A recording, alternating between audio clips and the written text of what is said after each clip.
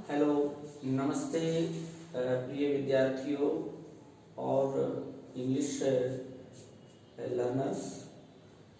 आज मैं जो वीडियो बनाने जा रहा हूँ उस वीडियो का मेन जो पर्पज़ है वो ये है कि हायर सेकेंडरी क्लासेस में और जो 9th से लेकर के 12th तक जो भी एग्ज़ाम कंडक्ट किए जाते हैं, बोर्ड के एग्ज़ाम, उन बोर्ड एग्ज़ाम्स में, लोकल एग्ज़ाम्स में पोएम और लेसन जो हमारे सिलेबस में प्रिस्क्राइब्ड हैं उनमें से क्वेश्चन एग्ज़ाम में पूछे जाते हैं। तो वो किस बेस पर होते हैं? कहीं ना कहीं 3 या 4 मार्क्स का क्वेश्चन पोएम में से, पोएट्री जो सेक्शन होता है उसमें से पूछा जाता है, और ए एक्सट्रैक्ट आपके जो लेसन है टेक्स्ट बुक सप्लीमेंट्री रीडर, जो टेक्स्ट बुक और सप्लीमेंट्री रीडर है उसमें से भी एक्सट्रैक्ट पूछे जाते हैं 4 नंबर के। तो 4 नंबर के एक सप्लीमेंट्री में से आता है और एक उसमें आपका टेक्स्ट बुक में से, रीडर में से आता है। तो उस बेस्ड पर, एक्सट्रैक्ट पर किस प्रकार के क्वेश्चन आ सकते हैं, आज इस पर आधारित वीडियो में बनाने जा रहा हूँ। आप पोएम के आधार पर 3 टाइप्स क्वेश्चन है यहाँ पर। थीम पर बेस्ड, जो आपका पोएम का जो लाइनें आएंगी, कुछ एक्सट्रैक्ट आएगा, आपकी जितनी भी पोएम्स हैं उनमें से किसी भी पोएम में से कोई एक्सट्रैक्ट दिया होगा। उस एक्सट्रैक्ट के बाद आपको नीचे कुछ क्वेश्चंस दिए होते हैं। वो क्वेश्चन किस प्रकार से होंगे? इसी प्रकार से जो आपका लेसन और जो आपका ये जो प्रोज सेक्शन होता है उसमें से भी एक्सट्रैक्ट पूछा जाता है और उस एक्सट्रैक्ट के भी कुछ क्वेश्चन होते हैं। तो सबसे पहले हम पोएम की बात करेंगे। तो पोएम में से जो थीम पर बेस्ड क्वेश्चन आता है, वोकेबलरी पर बेस्ड क्वेश्चन आते हैं और पोएट के नेम पर बेस्ड क्वेश्चन आता है। इसी प्रकार से इसमें भी कंटेंट पर बेस्ड होता है, वोकेबलरी पर बेस्ड होता है और राइटर या ऑथर का नेम पर बेस्ड होता है। तो पोएम्स में से इस प्रकार का क्वेश्चन बनेगा। सबसे पहले थीम पर बात करते हैं। तो थीम पर बेस्ड आपका objective type question, objective type answer, जो ऑब्जेक्टिव टाइप ओटी जिसे आप कहते हैं ओटी। तो यहाँ पर ओटी किस प्रकार से पूछा जाएगा? जो हमारा कंटेंट होगा पोएम का, जो आपकी थीम होगी, लाइनों में जो सेंस होगा, उस सेंस के आधार पर आपको क्वेश्चन पूछा जाएगा। तो जनरली करना क्या होता है कि आपने जो क्वेश्चन पढ़ा उसके ऑप्शंस देखिए और क्वेश्चन का मीनिंग आपको अगर समझ में आ गया तो उस मीनिंग के आधार पर वहाँ जो ऑप्शंस दिए गए हैं वो ऑप्शंस पोएम की जो लाइनें आई हैं उन लाइनों में कहाँ पर उसका आंसर है उसको आप देखेंगे। आपको पूरी पोएम की लाइनें समझ में आ जाएंगी तो उसका जो अल्टरनेटिव्स दिए होंगे उसमें से उसको चुनना है। तो एक तो इस प्रकार का क्वेश्चन होगा। दूसरा क्वेश्चन आपका थीम पर बेस्ड क्या होगा? Full question. फुल क्वेश्चन किसी भी WH वर्ड्स पर आधारित हो सकता है। व्हाट से, वेयर से, हाउ से, व्हाई से, व्हेन से, हाउ मेनी, हाउ मच, इस तरह से क्वेश्चन पूछा जा सकता है। तो ये मैं वीडियो आपको बता रहा हूँ। इसमें हु से क्वेश्चन पूछा जाए तो किसी का नाम लिखना है। व्हाट से क्वेश्चन पूछा जाए तो वहां पर कोई ऑब्जेक्ट या कोई एब्स्ट्रैक्ट थिंग पूछी जाएगी। वेयर के क्वेश्चन में कोई स्थान पूछा जाएगा। व्हाई के क्वेश्चन में कोई रीजन जिसका आंसर बिकॉज से होगा। हाउ में कोई सिचुएशन, कोई कंडीशन, पोजीशन, स्थिति या कोई मैनर, मेथड पूछा जाएगा। हाउ मेनी से किसी भी आपका प्लूरल नाउन का संख्या, उसकी नंबर पूछा जाएगा। हाउ मेनी से क्वेश्चन यो, हाउ मच से आपका क्वांटिटी पूछी जाएगी। हुज से किसी का ऑब्जेक्ट पूछा जाएगा आपका। इस तरह से आपके WH क्वेश्चन से होंगे। अब उन फुल क्वेश्चन के आंसर कैसा करना है? आपको क्वेश्चन देखना है, क्वेश्चन को पढ़ना है। अब वो क्वेश्चन के शब्द कहीं भी पोएम में मिलते हैं तो वहां उसी लाइन में उसका क्वेश्चन का आंसर मिलेगा। क्वेश्चन का आंसर जब आप लिखेंगे full develop to the point answer लिखना पड़ता है। आप क्वेश्चन के सब्जेक्ट से स्टार्ट करिएगा और उस क्वेश्चन के टेंस के अकॉर्डिंग आपको मेन वर्ब और हेल्पिंग वर्ब सब्जेक्ट के अनुसार यूज करनी है और आपका to the point 1 number 2 number जितने का भी होगा वो आपको वहां मार्किंग होगी। अब वोकैबुलरी पर बेस्ड क्वेश्चन हो सकता है। वोकैबुलरी पर बेस्ड कैसे होगा? वोकैबुलरी आपको एंटोनिम पूछा जा सकता है। एंटोनिम क्या आपको वोकैबुलरी पर बेस्ड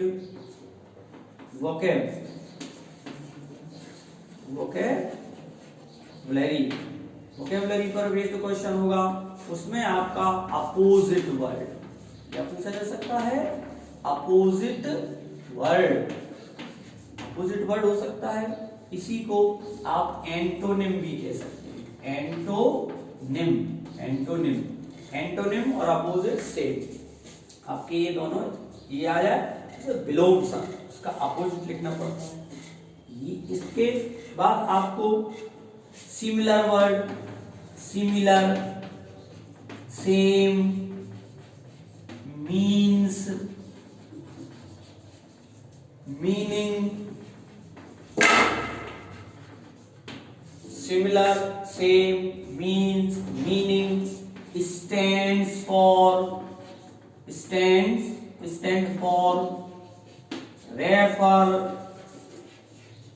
रेफर इस तरीके का कहीं लिखा हो same word similar word means stand for refer यदि ये लिखा हो तो इसका मतलब होगा कि आपको यहाँ पर्यायवाची क्या पर्यायवाची। अब किस चीज का पर्यायवाची होगा? ये जो शब्द लिखे होंगे अपोजिट वर्ड एंटोनिम उसके आगे आपको एक कॉमा में क्या आपको एक कॉमा में या ऑफ या फॉर के बाद जो शब्द आएगा उसका अपोजिट या एंटोनिम जो भी लिखा होगा वो करना है। इसी प्रकार से सिमिलर और सेम वर्ड के लिए भी पूछा जाएगा।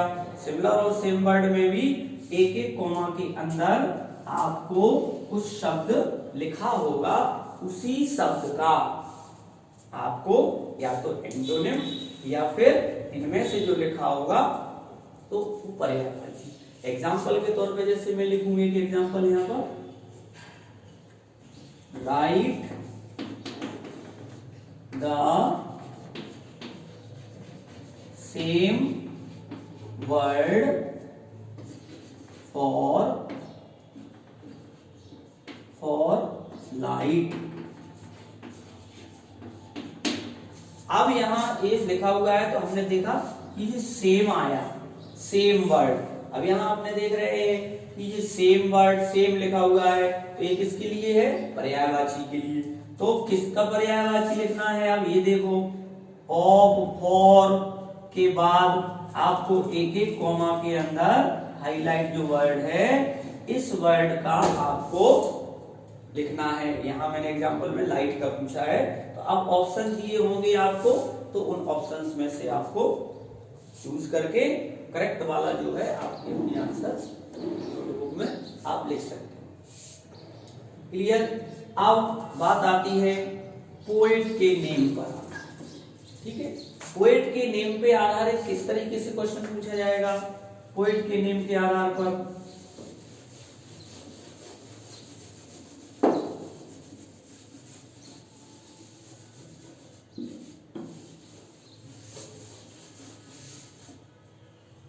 पोएट के नेम के आधार पर आपका जो क्वेश्चन होगा उसमें देखिए किस प्रकार से हो सकता है। Who wrote this poem? Who wrote this poem? ये who wrote this poem इसका मतलब है कि ये पोएम किसने लिखी। तो यहाँ पर आपको कुछ नहीं करना है, आप who जो है इस who के स्थान पर आपको उस लाइंस जो दी गई हैं उस लाइंस का जो पोएम है उसके पोएट का नाम लेना। क्लियर? इसके बाद name the poet of the poem. ये भी हो तो इसका मतलब भी वही होता है, पोएट का नाम। इसके बाद हो सकता है आपको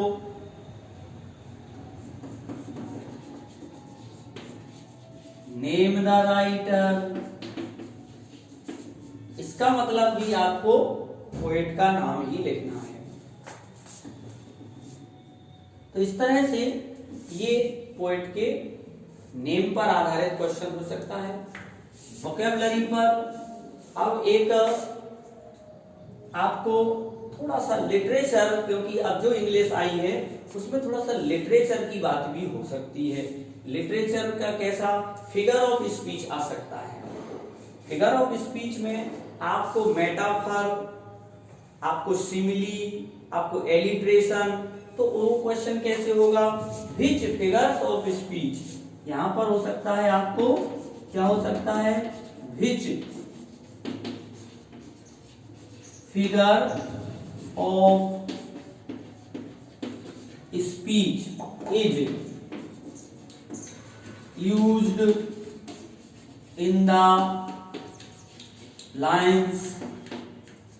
लाइन्स में कौन सी फिगर्स ऑफ स्पीच का यूज किया गया है? या फिर एक लाइन दे देंगे, उस लाइन में पूछेंगे कि हेयर, इस लाइन में which figures of speech is used, ठीक है? या आपको लाइन दे देंगे, उस लाइन में हाईलाइट कर देंगे कि which figures of speech is used in this line. तो वहां पर आपको लिटरेचर में फिगर्स ऑफ स्पीच का लंबा आपको वीडियो मैं डालूंगा और उस पर आपको वहां एक्सप्लेनेशन फिगर्स ऑफ स्पीच का मिल जाएगा। इस तरह से ये तो बात हुई हमारी आपका पोएम के एक्सट्रैक्ट पर आधारित। एक क्वेश्चन और बनता है कभी कभी, वो होता है आपको rhyming word. Very important, rhyming word का क्वेश्चन जब भी पूछा जाए कि द वर्ड विच राइम्स और द वर्ड राइमिंग विथ, तो राइमिंग वर्ड से राइम्स लिखा हो तो उसका मतलब है कि आपको जो एक एक कॉमा में वर्ड दिया होगा उसका राइमिंग वर्ड लाइन में से फाइंड आउट करना है। तो लाइन में से फाइंड आउट करने के लिए क्या काम करेंगे? राइमिंग वर्ड्स का मतलब होता है आखिरी में जो साउंड है, जो आपका मात्रा का जो साउंड है, वो साउंड को मैच करके वर्ड देखना है आपको लाइनों में। सपोज कहिए, जैसे कि यहां मैंने दिया हिल, हिल का राइमिंग वर्ड क्या है अगर आपको पूछा जाए, और लाइन में आया है मान लो फिल, तो इस तरह से वॉल का कॉल, वॉल WALL वॉल, ये कॉल ना, फाइंड, वाइंड, ठीक है ना, फाइंड का वाइंड, विन का सिन। इस तरह से एक एग्जांपल के तौर पर मैंने बताया। तो राइमिंग वर्ड आ सकता है, इसलिए राइमिंग वर्ड आप आसानी से छाप सकते हैं। राइम्स और राइमिंग लिखा हो तो इस तरह से आपको फाइंड आउट करना है।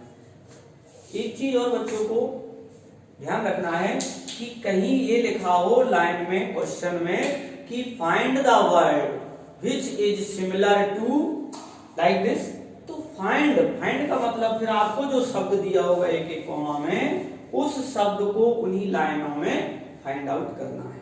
तो आपको फिर वो बच्चे क्या करते हैं, वे लाइनें लिखे आते हैं, एक दो लाइनें लिख दिया, लेकिन उसका आंसर वोकैबुलरी पर बेस्ड होता है। तो वो क्या होता है? राइमिंग वर्ड, अपोजिट भी हो सकता है, सिमिलर भी हो सकता है। इस तरह से आपको परीक्षा में पोएम के एक्सट्रैक्ट पर बेस्ड क्वेश्चन पूछे जाते हैं। अब बात आती है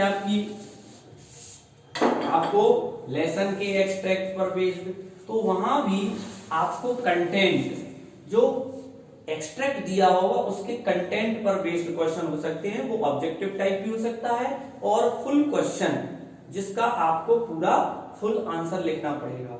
उस आंसर को भी आप इसी तरीके से जैसे यहाँ आपने फाइंड आउट किया, तो ये एक्सट्रैक्ट को आप ध्यान से पढ़ेंगे, और क्वेश्चन को पढ़ करके उस क्वेश्चन का मीनिंग, पूरे का सेंस यदि आपको आ गया तो वो सेंस के अकॉर्डिंग एक्सट्रैक्ट में कहां उसका आंसर हो सकता है पॉसिबल, उस लाइन में यदि क्वेश्चन के शब्द कुछ आपको मैच हो जाए तो उन्हीं लाइनों में आपको वो आंसर मिलेगा।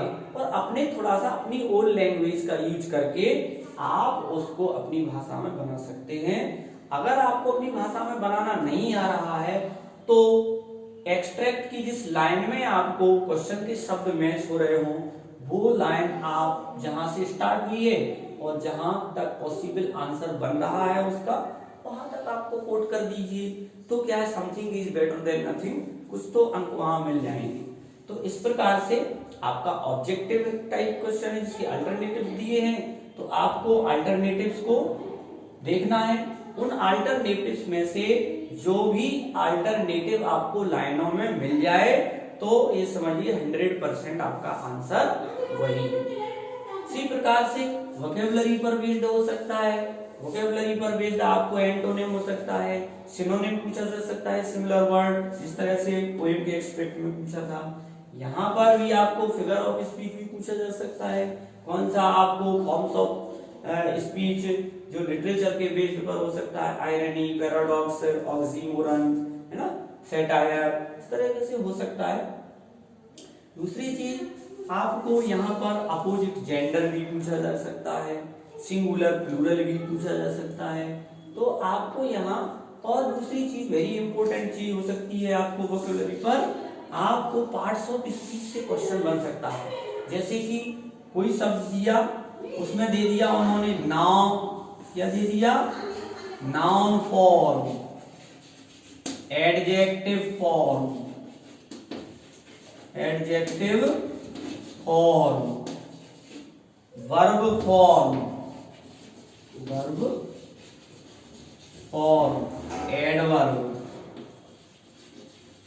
ये पार्ट्स ऑफ स्पीच से, इनसे भी आपको क्वेश्चन बनता है। तो नाउन फॉर्म के लिए आपको पूरा फॉर्मेशन ऑफ वर्ड्स का वीडियो मैं आपको डालूंगा।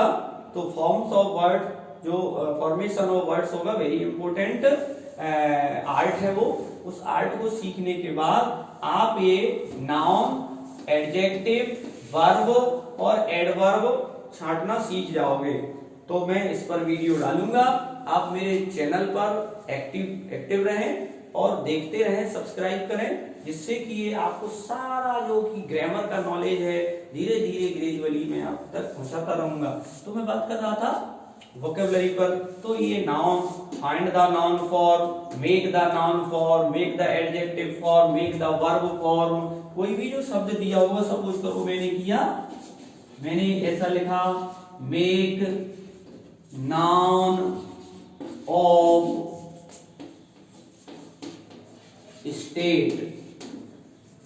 तो देखिए यहां जो एक एक कॉमा में जो वर्ड आया है स्टेट। अब या तो कुछ भी पूछे तो इधर आपको समझ में आ गया होगा, मेक माने बनाइए, नाउन संज्ञा रूप बनाइए स्टेट का। तो आपको क्या है, फॉर्मेशन ऑफ वर्ड्स क्या होता है, कुछ प्रीफिक्स कुछ सफिक्स। तो प्रीफिक्स और सफिक्स का एडिशन करके, जोड़ करके हम नया शब्द मिलता है। जैसे स्टेट का क्या बन जाएगा, स्टेटमेंट पूरा। तो ये रूट वर्ड है, इसमें हमने MENT मेंट सफिक्स जोड़ करके न्यू वर्ड बना दिया स्टेटमेंट। तो ये नाउन हो गया। तो ये पूरा वीडियो मैं फॉर्मेशन ऑफ वर्ड्स का जल्दी ही बनाने वाला हूं। मेरे चैनल पर आप एक्टिव रहिएगा और वहां आपको मिलेगा। इस तरह से वोकैबुलरी पर बेस्ड हो सकता है ये। अब राइट द ऑथर का नेम। तो who wrote this extract, who is the writer, who is the author, who is the narrator. एक शब्द और आ सकता है यहाँ पर, नरेटर, नरेटर। तो नरेटर, नरेट करने वाला। तो राइटर का, राइटर क्या हो सकता है, राइटर। क्या लिखा होगा यहाँ पर आपको, राइटर, राइटर, ऑथर, नरेटर। या हु रोट दिस लेसन, क्या लिखा होगा, हु रोट दिस लेसन। और द लेसन ऐसा भी हो सकता है, फिल इन द ब्लैंक्स में भी हो सकता है, name the lesson from which this extract has been taken. इस तरीके से आपको आ सकता है, ध्यान रखें, एक बार और रिपीट कर रहा हूं। Name the lesson from which this extract has been taken. उस लेसन का नाम बताइए जिसमें से एक्सट्रैक्ट लिया गया है। तो ऑप्शन में दिए होंगे, आपको पूरा पैसेज पढ़ के एक्सट्रैक्ट पढ़ करके पता चल जाएगा कि लेसन कौन सा है। आपके टीचर्स ने क्लासरूम में, कोचिंग में कहीं भी पढ़ाया होगा। अगर लेसन का आपने अच्छे से डेस्क्रिप्टिव एक्सप्लेनेशन समझा होगा, एक्सप्लेन किया होगा, वर्ड टू वर्ड उसको समझा होगा आपने अपने स्टडी टाइम पर, तो आप, मैं समझता हूं निश्चित तौर पे आपको ये सारे क्वेश्चन बना सकते हो। अब ये क्वेश्चन कैसे कैसे आ सकते थे, ये मैंने वीडियो बनाया है।